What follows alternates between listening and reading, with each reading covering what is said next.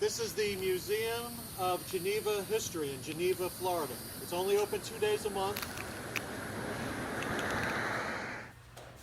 Now, Fort Lane, a fort from the Second Seminole War, was local here on Lake Harney, and they have done some archaeological digs at the fort. They've found some uniform buttons on display here, and also on display is some bayonets, some canister ball,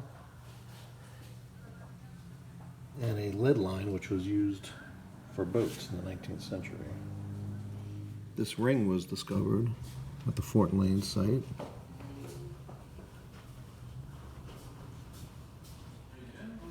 And these are arrowheads and a depiction of a battle scene during the Second Seminole War.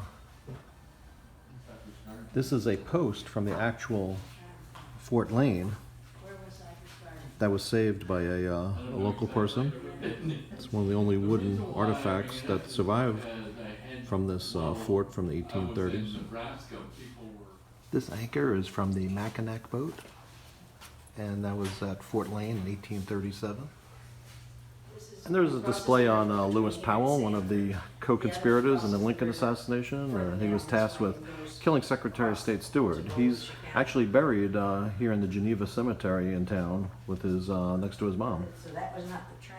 And these are some Civil War bullets and canisters. Powder and shot pouch from the Civil War. And some other items. This is a rare Edison music machine. Dates back to the early 20th century. Instead of records, they had cylinders that they played. And this is the Edison player actually playing a song.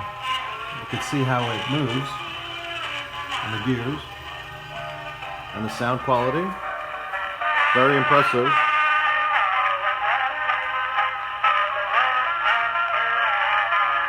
This is a collection of Edison music cylinders. This is a mountain dulcimer, an instrument that's kind of in a folk art world. It's an excellent example of one.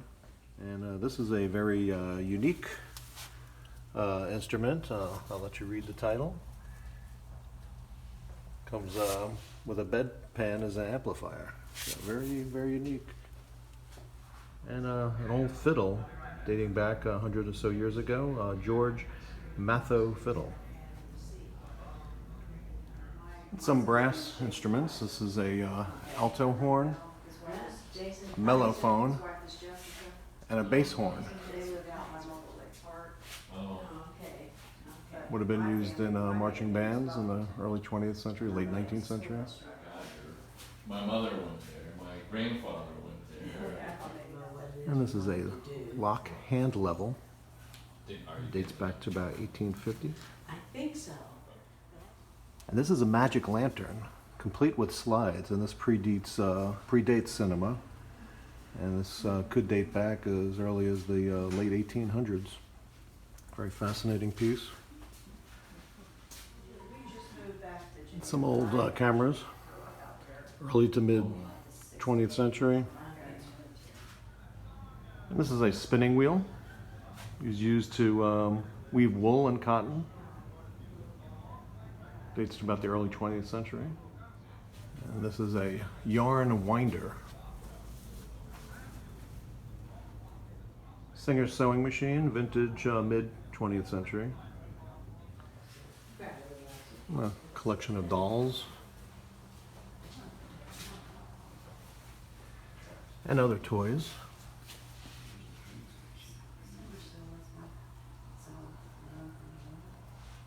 And a couple of cribs with some dolls dating back to the early 20th century. And a collection of baby outfits from about 100 years ago, including hats and shoes.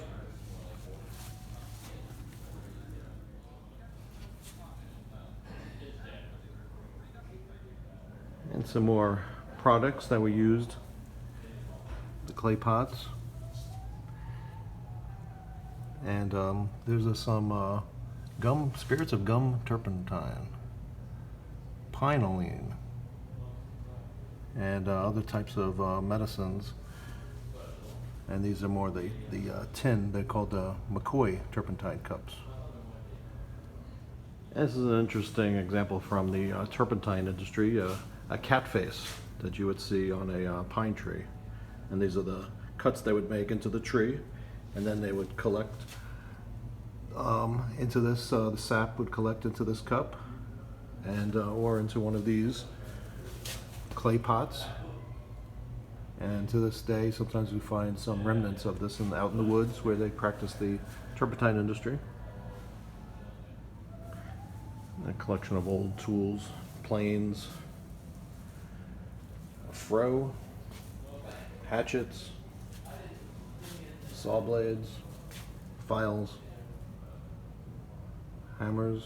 And from the Florida citrus industry, this bag would have been used to collect the oranges when plucking them from the trees. And here is a typical crate that was used, a citrus crate that was used to ship the oranges out of the area.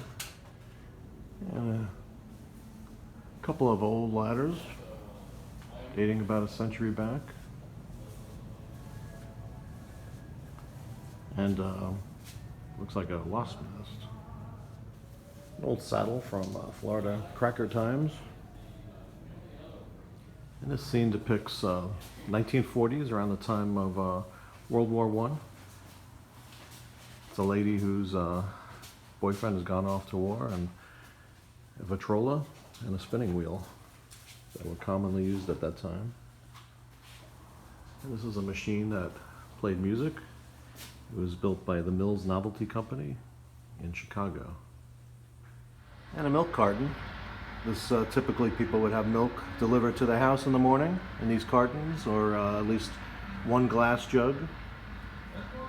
And this is a Philcro cathedral-style radio, which would have been popular during the 1930s, listening to fireside chats of President Franklin D. Roosevelt, playing vintage shows and commercials right now.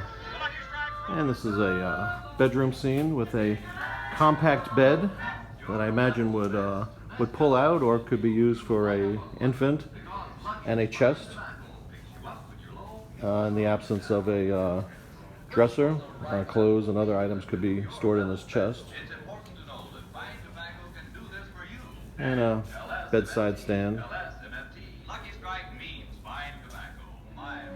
This is a Maytag Ringer washing machine. So this would have been early 20th century.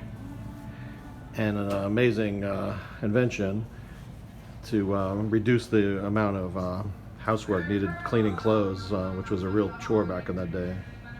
Now these would be industrial sized saws that would be used cutting trees about 100 years ago. So on a mercantile store shelf, they would carry assorted bottles, including cola and other types of medicines. These are examples of some crockery jugs from about a century ago. Dial wall telephone, one where you pick up for your ear and you speak into the nozzle. Interesting. And a sandhill crane next to some saw blades. Here's a dining room scene that would have dated back to the mid-20th century.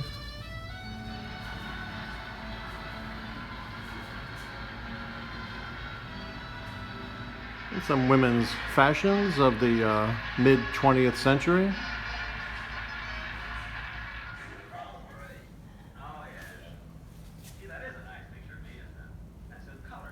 A collection of some hats.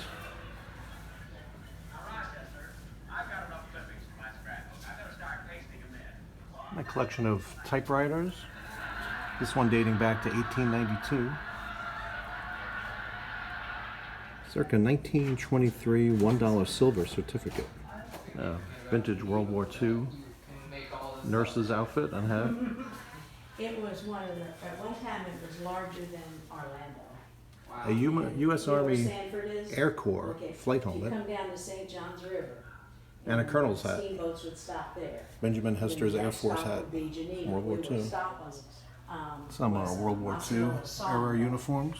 And they had, that was the World War II service flags. So they There are a cut lot the of trees sawmills around here. along that road. Main thing.